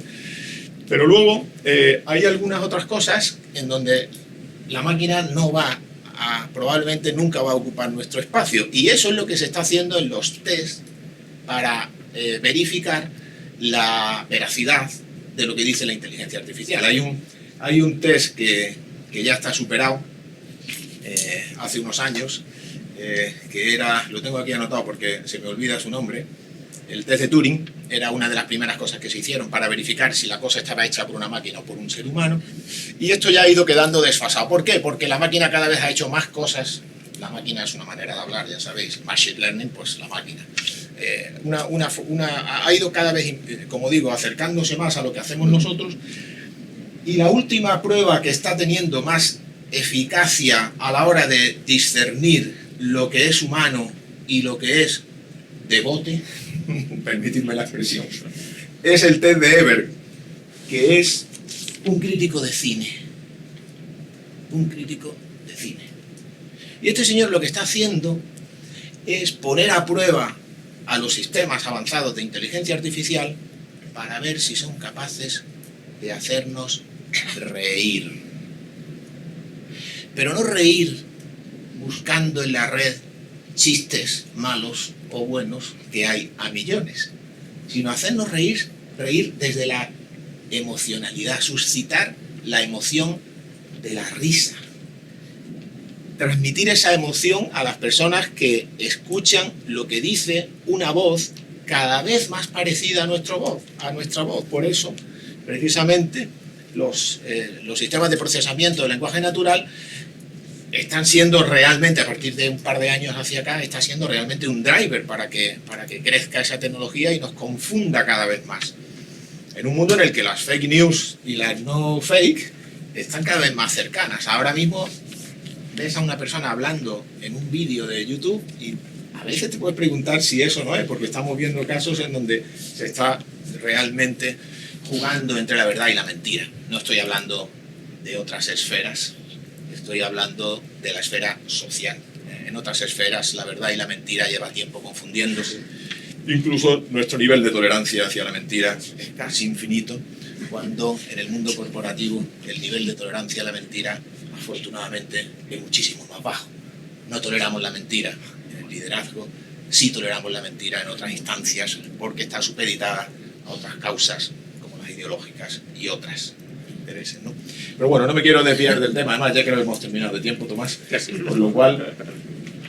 Un mensaje optimista. Yo soy de los de Steve Pinker. Steve Pinker le critican mucho porque es un optimista recalcitrante. Yo descubrí su libro hace muchos años, la verdad, cómo funciona la mente, y desde ahí, cada vez que leo algo de Pinker, lo leo. Quizá también porque entre los optimistas tenemos que apoyarnos, con lo cual me gusta Pinker por eso. Él dice que el mundo ha mejorado mucho, y esto Rafael lo sabe mejor que la mayoría de nosotros. El mundo ha mejorado mucho en los indicadores generales mirando los últimos 10 años, desde el PIB hasta los niveles de enseñanza, de educación, el índice de esperanza de vida ha mejorado muchísimo, con lo cual el mensaje hay que darle optimista, porque la inteligencia humana ha superado todos los obstáculos que ha tenido y ha conseguido un progreso sin precedentes que no parece que tenga fin, o por lo menos que no parece que se vaya a detener, ¿no? Los críticos de Pinker lo que dicen es que son los promedios, los del pollo. Tú te comes un pollo, yo otro, no hemos comido. Tú te comes 2 pollos, yo uno, hemos comido un pollo cada uno. Pinker le pasa esto, habla de promedios, y los críticos dicen, hombre, sí, está muy bien que la esperanza de vida haya subido a 86 años, pero eso es un porcentaje de la población muy pequeño. El porcentaje mayoritario puede haber hasta 18 años de edad en función de niveles sociales y de renta, en cuanto a esperanza de vida. Con lo cual el promedio está bien, pero chicos, a ver cómo lo hemos hecho. En todo caso, mi mensaje es optimista, por supuesto, y mi mensaje es que centrémonos en aquellas características, en aquellos atributos que son los que hacen que atraigamos el interés y el afecto de los demás, porque el mundo corporativo también se hace de afectos, de intereses y de afinidades. Y en eso probablemente, en esa mirada a los ojos, por mucho reconocimiento facial que haya, seguro que le daremos sopas con otras. Muchísimas gracias.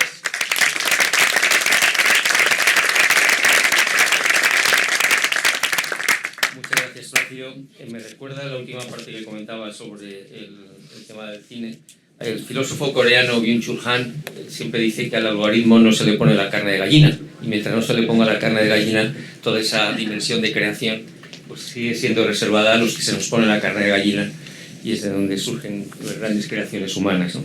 Una pregunta ya para terminar y dar paso a preguntas de los asistentes a la sala, ¿no? ¿Qué cualidades humanas tú crees que pueden acelerar o frenar el avance de la inteligencia artificial generativa? El otro día vimos que está entre los desafíos o prioridades para la gestión de personal 2024, como comentaba también Íñigo. Pues mira, probablemente la confianza. Probablemente la confianza. La confianza que tengamos en cosas que usaremos más o menos en función de la confianza que no tengo. ¿Os veis sentados en el asiento de atrás de un coche de conducción autónoma en este momento? No lo sé, igual dentro de unos años sí. ¿Os veis montados en una aeronave tripulada de manera remota? Como de hecho Tomás y yo estamos trabajando en una compañía que la está desarrollando, de las pocas en el mundo, 7 solo. Estamos ahí ayudándole en diferentes órdenes, pero estamos realmente seguros de que nos vamos a montar. Quien tenga un coche que aparque automáticamente, ¿no? Seguro que muchos de vosotros tenéis el coche aparca solo. ¿Cuántas veces habéis aparcado solo con el coche? ¿Cuántas veces habéis leído el manual de instrucciones de un dispositivo electrónico? ¿O cuántas veces habéis utilizado más del 10% de las posibilidades que te da un dispositivo, por ejemplo, ¿no? La inteligencia artificial, la inteligencia de las máquinas lleva muchísimos años siendo una parte cotidiana de nuestras vidas. ¿Hasta dónde le hemos dado un uso intensivo? La confianza, que es otro atributo esencialmente humano, la confianza se tiene en las personas, de acuerdo con lo que las personas hacen o dicen de manera sostenida a lo largo del tiempo. La confianza se construye con los años y se destruye con los minutos. ¿Cuál va a ser la actitud de las personas en cuanto a la confianza que tengan hacia ese nuevo futuro que nos trae la automatización inteligente de las máquinas? ¿Cuál va a ser esa confianza? Mientras más confianza tengamos, probablemente más aceleración tendrán esas facilidades que nos ayudarán en nuestra vida. Y mientras menos, probablemente, pues más se frenarán, porque no tendrán una utilización real, creo yo. Ahí volvemos a lo que, como arrancábamos esta mesa, ¿no? Esa inteligencia extendida que necesitamos desarrollar para saber manejar la inteligencia natural con la inteligencia artificial como algo complementario. Bueno, pues muchísimas gracias y abrimos a las preguntas de los asistentes a los ponentes de esta mesa. Si alguien quiere hacer algún comentario o hacer alguna pregunta, es el momento. Muchas gracias, Tomás, Ana y Plácido. Ha sido súper interesante vuestra presentación. Yo tengo una pregunta, bueno, tendría muchas preguntas, pero voy a hacer una que me interesa mucho, Ana, y es la siguiente, ¿no? El dato que has dado de que invertís el 25%, ¿no?, de todos vuestros ingresos, enseguida he pensado yo cuánto invertimos a nivel español y cuánto están invirtiendo otros países, ¿no? España en I+D+I invierte el 1,4% del PIB, ¿no? Vosotros invertís, bueno, los ingresos no es lo mismo que el valor añadido, pero es el 25% de los ingresos. Si os acordáis, ese 1,4% es el objetivo para llegar al 2%, pero es que el 2 ya se empieza a mover como objetivo. O sea, hay países que en la última década pues ya se han movido del 2 al 3, o sea, los países que están a la frontera ya están por encima del 3% de inversión I+D+I. Lo que quería saber es cuáles serían para ti los drivers, los motores que nos podrían llevar a dar ese salto de duplicar en una década o en 2 el porcentaje que dedicamos a ciencia, tecnología y I+D en general en España para acercarnos a los países que ahora están en la frontera, ¿no? Estados Unidos, centro y norte de Europa, Corea, Japón. Bueno, a ver, yo creo primero de todo que tienes que tener un músculo de empresas que puedan llegar a tener las capacidades y cualidades para poder hacerlo, por lo cual España tiene que ser atractiva para atraer. Y yo creo que en parte lo hace, o sea, hay compañías como IBM o los hubs que se están montando mucho en Andalucía ahora mismo, en algunos de los elementos que realmente está ayudando que tanto la tecnología como todo lo atraiga, pero naturalmente el gobierno tiene que ayudar, ¿no? Y bueno, digamos que hay ciertas incoherencias, ¿no? Si, independientemente de tu color político o lo que tú pienses, realmente a día de hoy pues hay cosas que lo hacen complejo, ¿no? Entonces, si tanto las medidas de atracción a las compañías para venir como para el talento, y con ello también pues medidas, atracciones fiscales para que realmente España atrae mucho porque la calidad de vida es muy alta, porque hace muy buen tiempo, los salarios son medio bajos, o sea, no suele ser tanto la parte salarial, pero los incentivos fiscales son regulares, ¿no? Entonces yo creo que por un lado pues se tiene que dar el ambiente. El segundo, y quizás todavía mucho más crítico, es la estabilidad regulatoria. Porque si de repente te ponen impuesto para la banca o de repente te cambian y te dan una irregularidad en un tema o en otro, pues esto realmente es muy complejo. Quiero decir, esa estabilidad regulatoria, tampoco creo que esté aquí dando ningún contexto extraordinario, pero creo que lleva a la palabra que utilizaba él, que es confianza. Las empresas internacionales invierten dependiendo de la confianza que tengan. Y el tercer punto es, depende de lo competitivos que seamos. Al final, cuando una empresa internacional o incluso una empresa española decide invertir en I+D en España o fuera, lo hace dependiendo de un poco de esa eficiencia que puede llegar a mercado. Entonces, por ejemplo, el tener acceso a talento y profesionales que te ayuden ahora mismo. Yo conozco mucha persona de IBM y me dices que Ana, no consigo contratar suficiente gente para poder hacer el trabajo que tengo que hacer. He conseguido convencerles, hemos invertido, tenemos el tema y me faltan personas con un nivel de desempleo que tenemos tremendo, ¿no? Y aquí hay que invertir en esas capacidades de forma adecuada, ¿no? A nosotros nos pasa un poquito a veces la parte de investigación y desarrollo, que nos cuesta encontrar según qué tipo de perfiles porque hay una competitividad tremenda. Entonces hay que hacer una reestructuración de ese empleo. en la manera adecuada, ¿no?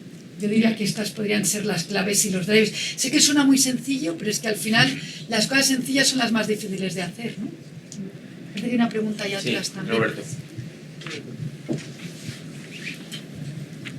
Sí, muy buenos días, Roberto Martínez, director de la iniciativa FR. Gracias, Tomás, ya más humano, por la jornada.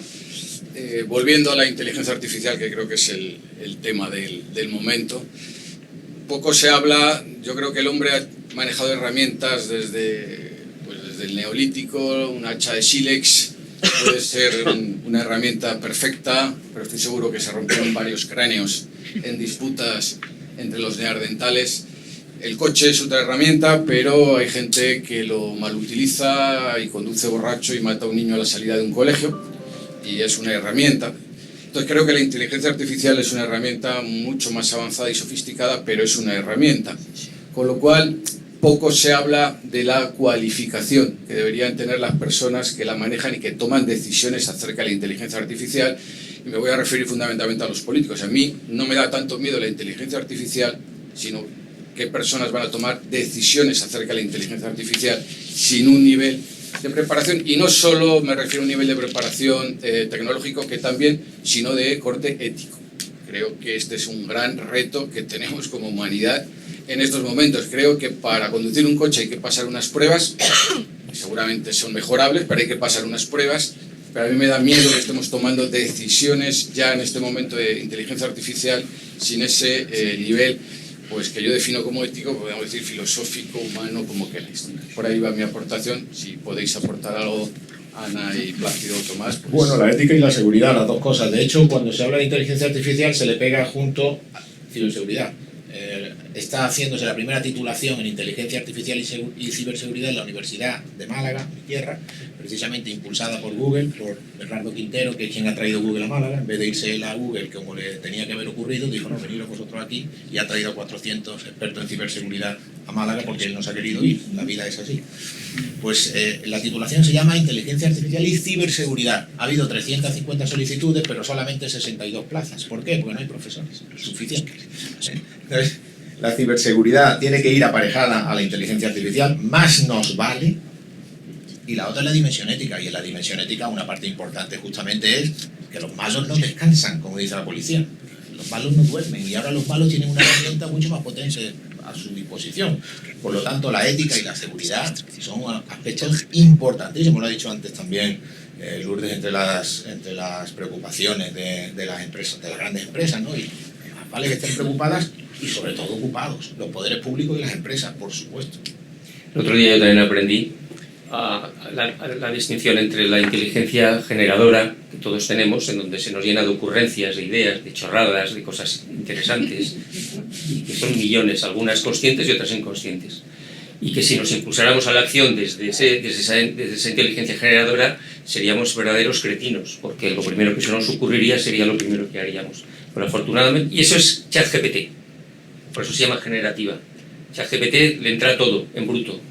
Pero la ventaja que tenemos los humanos es que luego tenemos una inteligencia ejecutiva, que es la que ordena todo eso, y que sobre el 100% de esas chorradas que nos han entrado, y cosas no chorradas, selecciona a lo mejor un 3%.